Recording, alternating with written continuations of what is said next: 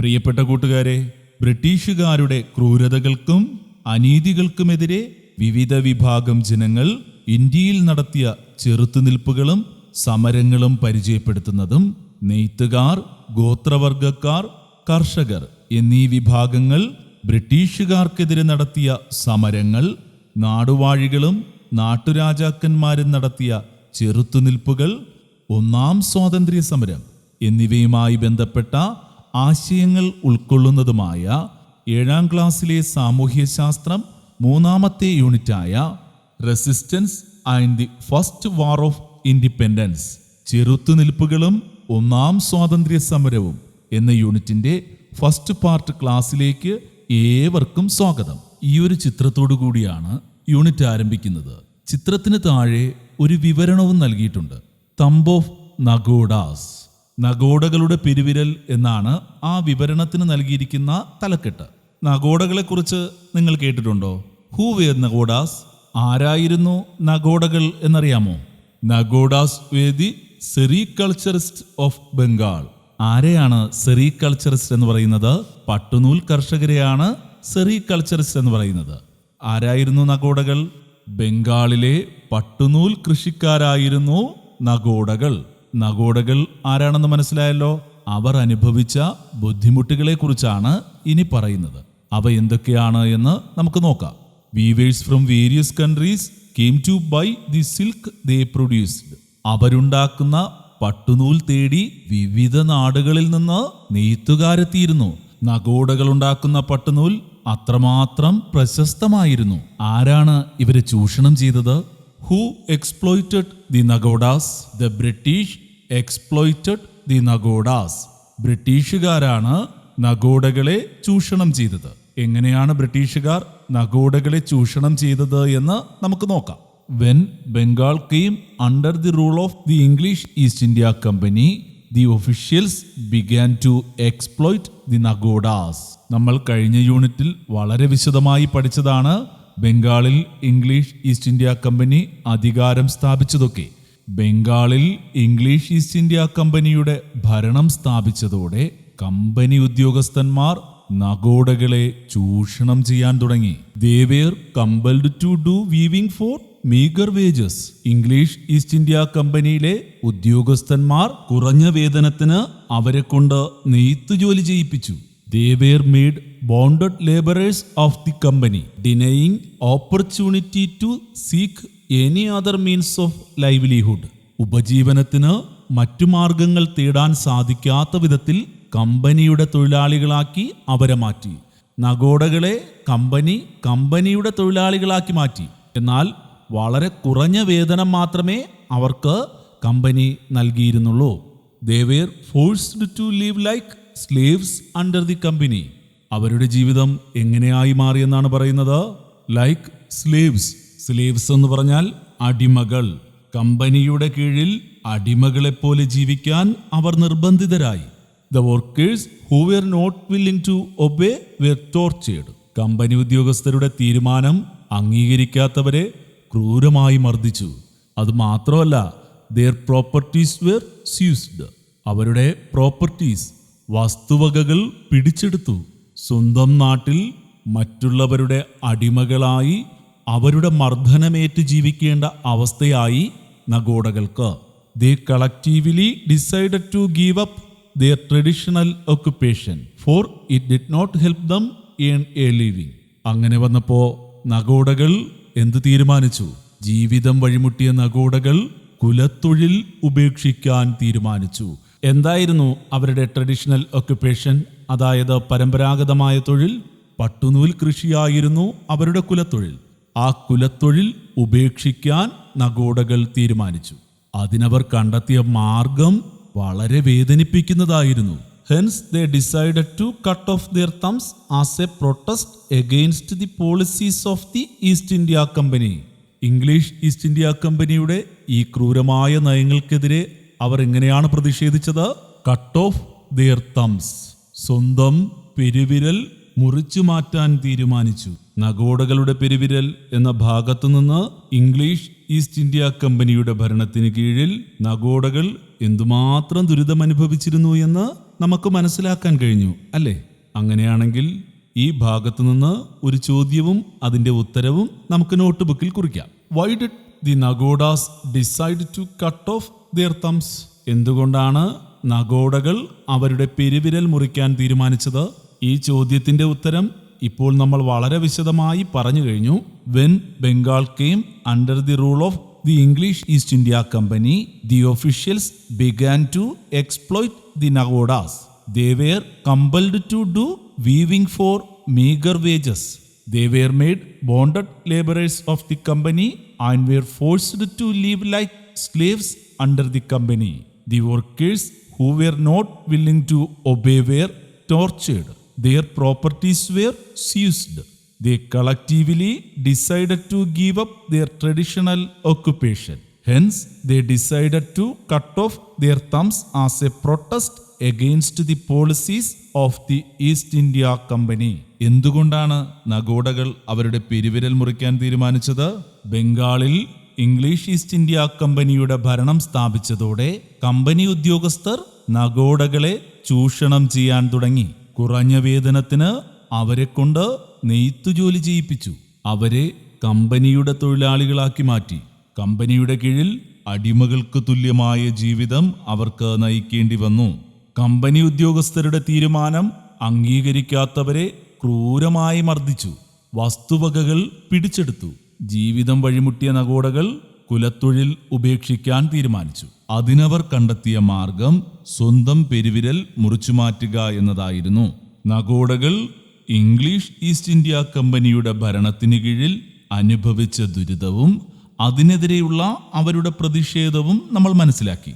This was not an isolated event. The company rule adversely affected all the workers engaged in traditional occupations. There were uprisings in different parts of our country against this. എന്താണെന്ന് മനസ്സിലായോ? This was not an isolated event. നഗോഡകളുടെ പ്രതിഷേധം ഒറ്റപ്പെട്ട സംഭവമായിരുന്നില്ല. കാരണം the company rule adversely affected all the workers engaged in traditional occupations. നഗോഡകൾ മാത്രമായിരുന്നോ company ഭരണത്തിൽ ദുരിതമനുഭവിച്ചത്? അല്ല, പരമ്പരാഗത തൊഴിലുകളിൽ ഏർപ്പെട്ടിരുന്ന എല്ലാ വിഭാഗങ്ങളെയും കമ്പനി ഭരണം ബാധിച്ചിരുന്നു. There were uprisings in different parts of our country against this. കമ്പനിയുടെ ചൂഷണത്തിനെതിരെ ശക്തമായ രീതിയിൽ രാജ്യത്തിന്റെ വിവിധ ഭാഗങ്ങളിൽ വ്യത്യസ്ത രൂപത്തിലുള്ള ചെറുത്തുനിൽപ്പുകൾ ഉയർന്നു വന്നു. അവയെക്കുറിച്ചാണ് നമ്മൾ ഇനി പഠിക്കാൻ പോകുന്നത്. പാഠപുസ്തകത്തിൽ ഒരു ചോദ്യം ചോദിച്ചിട്ടുണ്ട്. Who were exploited under the company rule? ഏതെല്ലാം വിഭാഗങ്ങളായിരുന്നു കമ്പനി ഭരണത്തിന്റെ ചൂഷണങ്ങൾക്ക് ഇരയായത്? ഫാമേഴ്സ്, കർഷകർ, വീവേഴ്സ്, നെയ്ത്തുകാർ, ക്രാഫ്റ്റ്സ്മെൻ, കൈത്തൊഴിലുകാർ, ട്രൈബൽസ്, ഗോത്രവർഗക്കാർ. ഇവരെല്ലാം പരമ്പരാഗതമായ തൊഴിലുകൾ സ്വീകരിച്ചിരുന്നവരായിരുന്നു. ആരൊക്കെയാണ് കമ്പനിയുടെ ഭരണത്തിൽ ചൂഷണം അനുഭവിച്ചത്? Farmers, weavers, craftsmen, tribals. കർഷകർ, നെയ്ത്തുകാർ, കൈത്തൊഴിലുകാർ, ഗോത്രവർഗക്കാർ. നമുക്ക് ഒരു പദസൂര്യൻ പൂർത്തിയാക്കാം. Complete the word web. Victims of companies exploitation.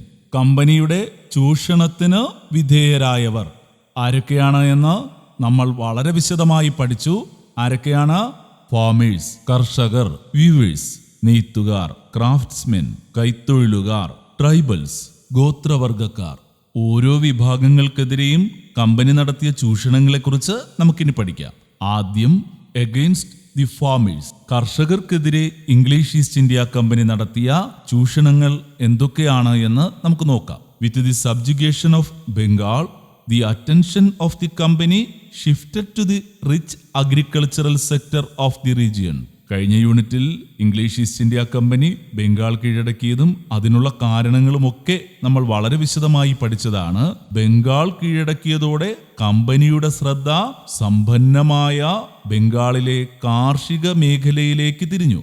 അവരുടെ പ്രധാനപ്പെട്ട ലക്ഷ്യമെന്തായിരുന്നു? Their aim was to exploit the maximum resources.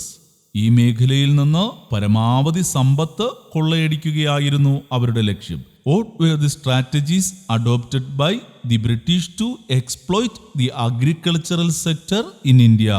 ഇന്ത്യയിലെ കാർഷിക മേഖലയെ ചൂഷണം ചെയ്യാൻ ബ്രിട്ടീഷുകാർ സ്വീകരിച്ച തന്ത്രങ്ങൾ എന്തൊക്കെയാണ്?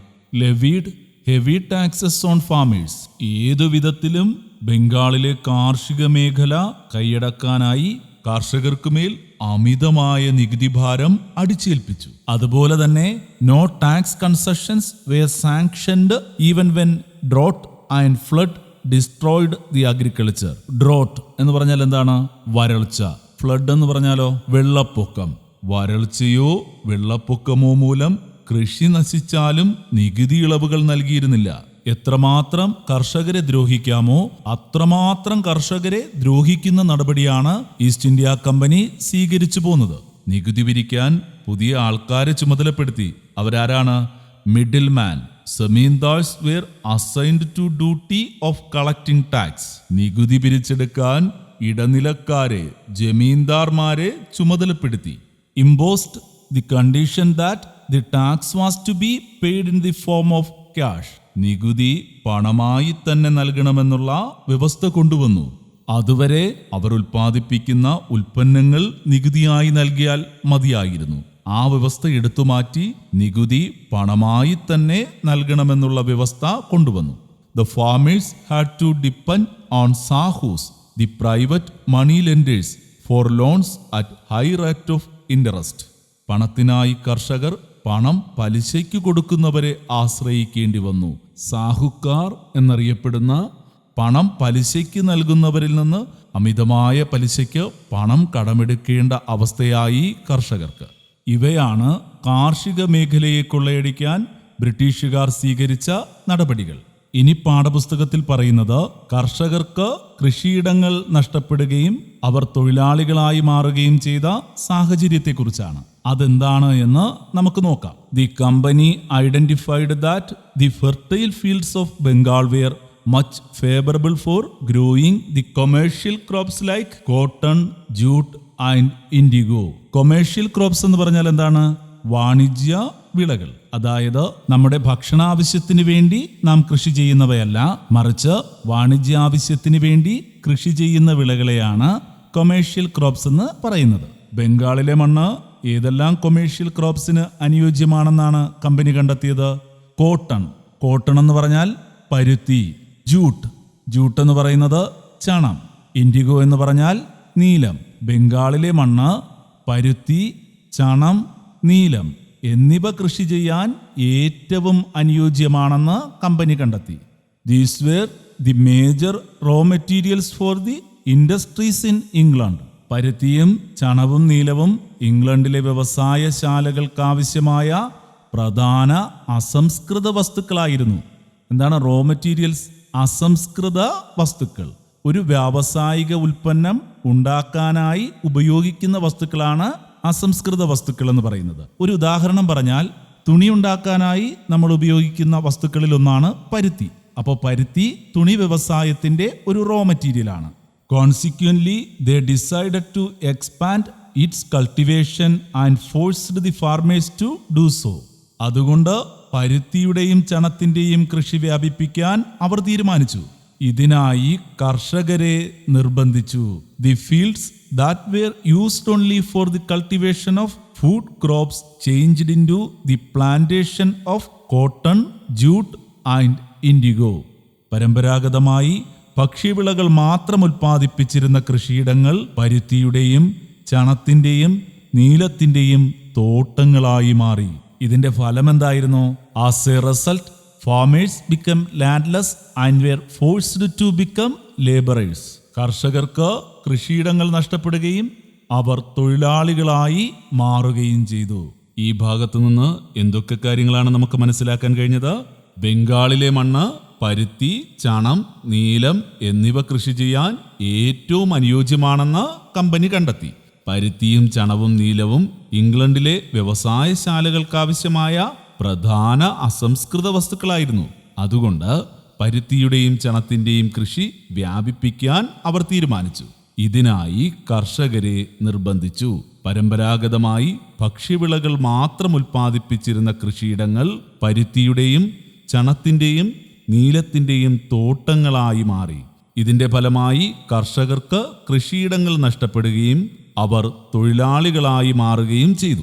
Why did the company decide to expand the cultivation of cotton, jute and indigo in Bengal? What were its consequences? ബംഗാളിൽ പരുത്തിയുടെയും ചണത്തിന്റെയും നീലത്തിന്റെയും കൃഷി വ്യാപിപ്പിക്കാൻ കമ്പനി തീരുമാനിച്ചത് എന്തുകൊണ്ട്? അതിന്റെ അനന്തരഫലങ്ങൾ എന്തായിരുന്നു എന്നാണ് ചോദ്യം. ഇപ്പോൾ നമ്മൾ പഠിച്ച കാര്യം തന്നെയാണ്. Cotton, jute and indigo were the major raw materials for the industries in England. പരുത്തിയും ചണവും നീലവും ഇംഗ്ലണ്ടിലെ വ്യവസായശാലകൾക്കാവശ്യമായ പ്രധാന അസംസ്കൃത വസ്തുക്കളായിരുന്നു. So they decided to expand its cultivation and forced the farmers to do so. അതുകൊണ്ട് ഇവയുടെ കൃഷി വ്യാപിപ്പിക്കാൻ അവർ തീരുമാനിച്ചു. ഇതിനായി കർഷകരെ നിർബന്ധിച്ചു.